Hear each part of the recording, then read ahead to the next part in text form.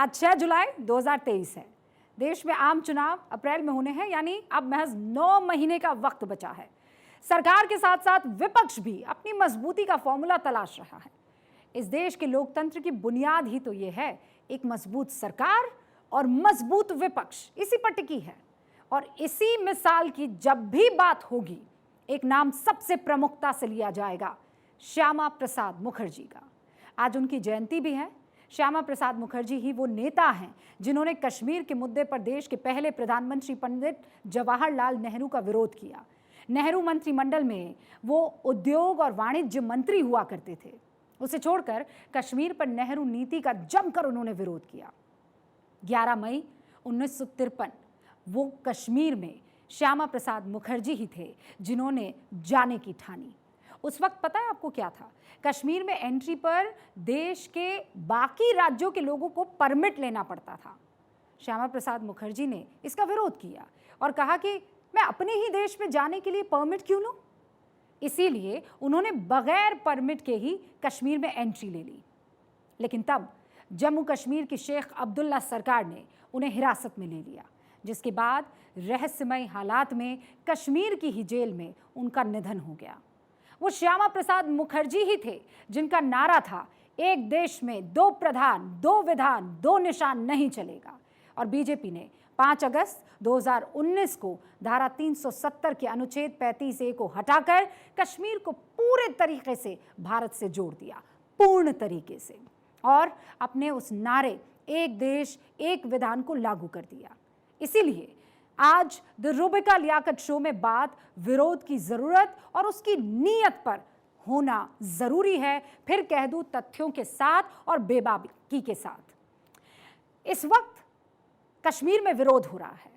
विरोध जरूरी है। देखिए, लोकतंत्र में अगर जनता के हक में विरोध हो तो बहुत जरूरी है, लेकिन सवाल आज हो रहे विरोध की नीयत पर है।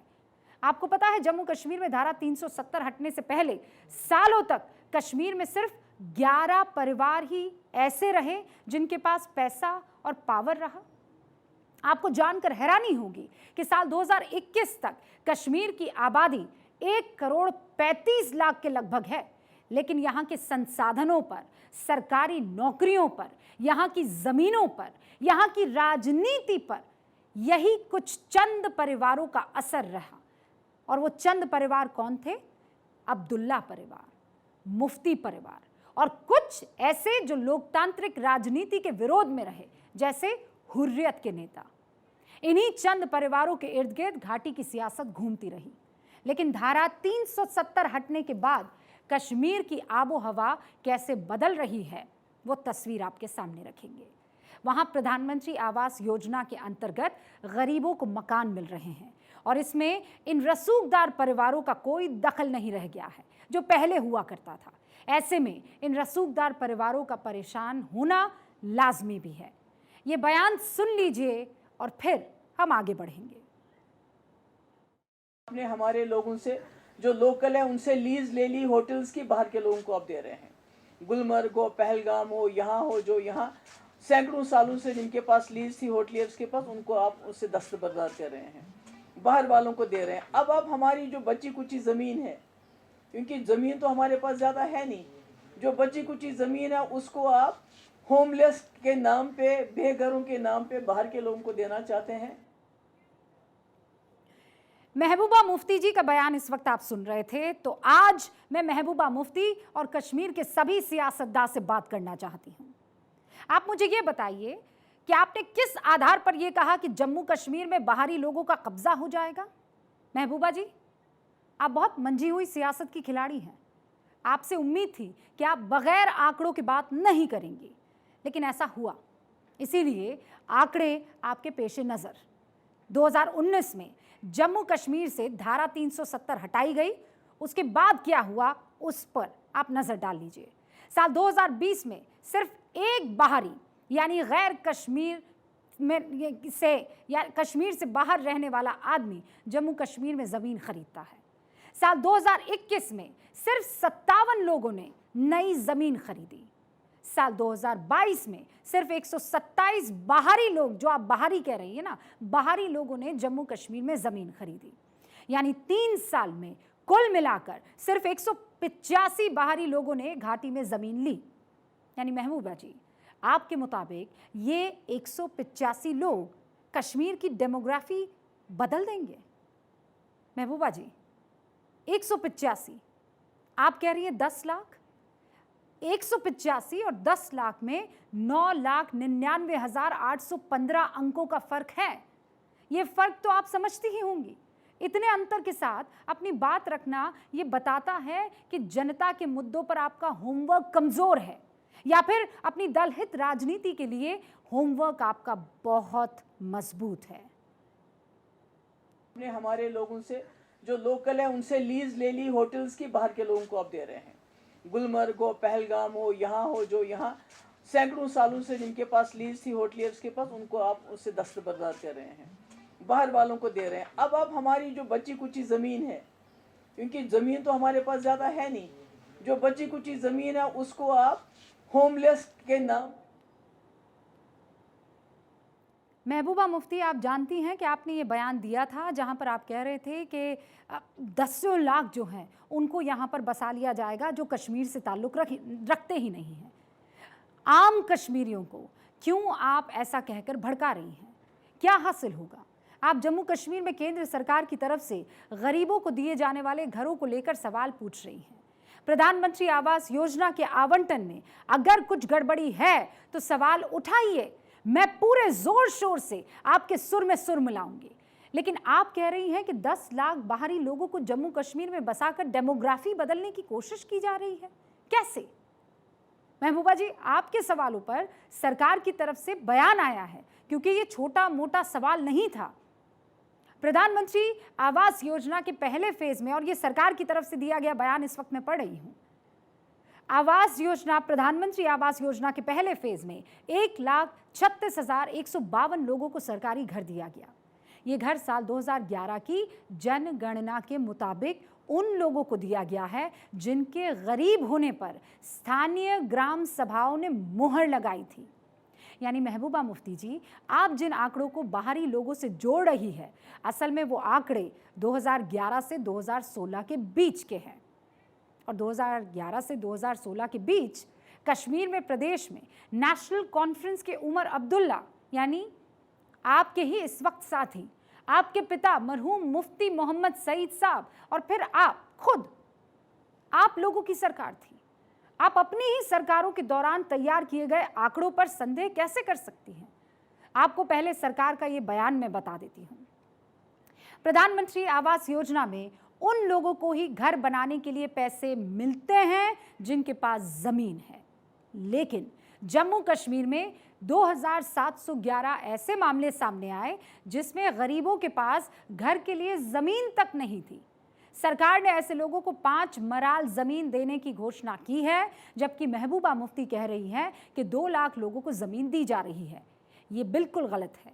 जमीन देने के लिए प्रदेश के किसी भी कानून को बदला नहीं गया है, कोट अनकोट। मैं याद दिला दूं, ये आंकड़े आपके, यानी महबूबा जी, आपके और अभी के आपके सहयोगियों की सरकार के वक्त के हैं, जिनमें से सिर्फ 2,711 ग्रामीणों को जमीन इस वक्त दी जा रही है। यानी बाहरी होने की संभावना तो लगभग खत्म हो गई ना। अब इन आंकड़ों को ध्यान से देखिएगा। धारा 370 हटने के बाद जम्मू कश्मीर में हर साल पर्यटकों की तादाद बढ़ी है। जैसे साल 2019 में 1,62,63,330 पर्यटक घूमने पहुंचे। 2020 में कोरोना आ गया और इसीलिए गिरावट दर्ज हुई। उसके बाद भी 25 लाख से ज्यादा भारतीय पर्यटक घाटी घूमने के लिए पहुंचे। 2021 में फिर से पर्यटकों का आंकड़ा 1 करोड़ के पार पहुंच गया। 2022 में तो पर्यटकों का आंकड़ा 2 करोड़ के करीब पहुंच गया, जो कश्मीर के इतिहास में एक रिकॉर्ड है। पर्यटन के बाद अब विकास के आंकड़े भी देख लीजिए आप। 2019 के बाद सरकार जम्मू कश्मीर में 2 नए AIIMS, 7 medical colleges, 2 cancer institute, 15 nursing college बना रही है और 600 सीटें MBBS की पढ़ाई के लिए बढ़ा भी दी गई है। वैसे दर्शकों की जानकारी के लिए ये मैं बता दूं कि जम्मू कश्मीर में इससे पहले तक एक भी एम्स नहीं था। अगर मैं गलत बोल रही हूं तो आप मुझे बता दीजिए, मैं तथ्यों पर बात करूंगी। अब बात जम्मू कश्मीर में धारा 370 हटने के बाद जो इन्वेस्टमेंट हुआ है उसकी। साल 2021 में जम्मू कश्मीर के लिए नई उद्योग नीति बनाई। उसके बाद प्रदेश में करीब 66,000 करोड़ के निवेश का प्रस्ताव आया है। अब एक बात बताइए, कश्मीरी पंडित वो तो बाहरी नहीं थे ना, वो तो महबूबा जी आपके सुंदर और शांत कश्मीर के ही बाशिंदे थे ना। उनको घाटी से बाहर का रास्ता कब दिखाया गया था? उस वक्त किसकी सरकार थी? महबूबा जी वो कौन सा साल था? सिर्फ सरकारी आंकड़ों के मुताबिक अगर मैं कहूं तो 39,000 से ज्यादा कश्मीरी पंडितों को उनके घरों से भगा दिया गया। जिन्होंने भागने से मना किया उनकी हत्या कर दी गई। तब महबूबा मुफ्ती जी, आपके पिता मुफ्ती मोहम्मद सईद साहब देश के गृह मंत्री हुआ करते थे। इन लोगों की सुरक्षा उन्हीं की जिम्मेदारी थी। क्या ये कश्मीरी पंडित बाहरी थे? सच्चाई ये है महबूबा जी, हिंदुस्तान में बाहरी सिर्फ वो लोग हैं जिनके पास हिंदुस्तान का पासपोर्ट नहीं है, जिनके पास हिंदुस्तान का आधार कार्ड नहीं है। दरअसल दर्शकों को ये समझना होगा कि तमाम पार्टियां इस वक्त कंफ्यूज मोड में हैं।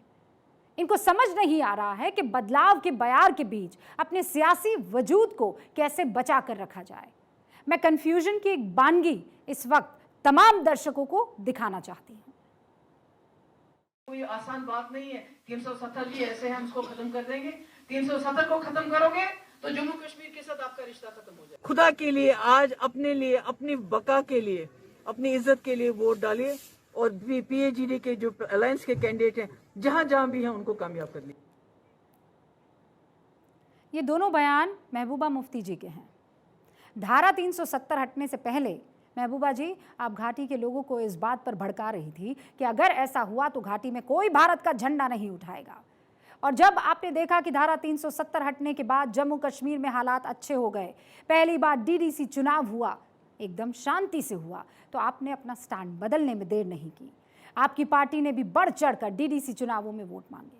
लोकतंत्र में हिस्सा लेना अच्छी बात है, आपकी पार्टी भी इसमें शामिल हुई और इसीलिए ये ज़रूरी है कि आप आंकड़ों के साथ जनता के बीच अपनी बात रखें।